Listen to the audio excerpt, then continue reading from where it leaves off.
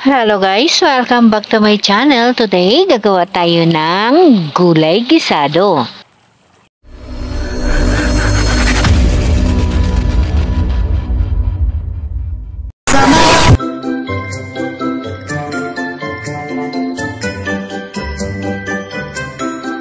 Ang pagluto ng mga bagay, na least oil tayo. So magluto ako ngayon ng gulay. Sa mahinang apoy, ilagay ko lang yung aking giniling. Hayaan ko lang siya na malusaw. Ito siya ay frozen pa. Hindi natin kailangan na maraming sahog upang sumarap ang ating niluluto. Atin na siyang basahin hanggang sa lumabas yung sariling mantika. So ito yung aking garlic na gagamitin. Ito siya ay mayroon siyang mantika. Binababad ko siya sa mantika.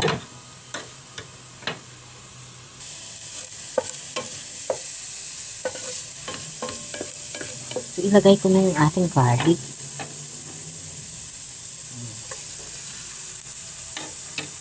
Atin na siyang hahalu-haluin hanggang sa maluto ang garlic.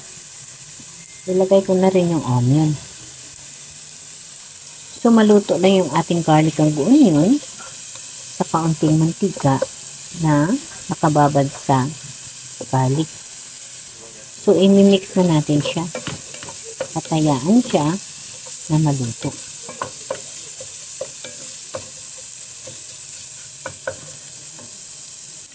So, maglagay tayo ng asin. Halo-haloin na. So, dahil nasingkot sana natin ng maayos, ilagay na natin yung ating water. Pakuluin natin siya. So, maglagay tayo ng granola seasoning. Yun yung ating pangpasarap, yung magic sarap. Pwede rin tayo hindi maglagay nun, pero syempre, magsabay na rin tayo sa uso. So, dahil meron tayong kalabasa, ano ang ating sitaw.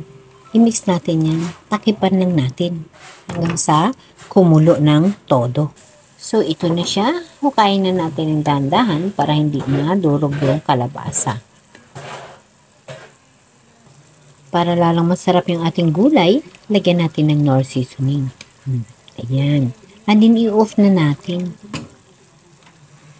Takipan na natin at ihain natin after few minutes.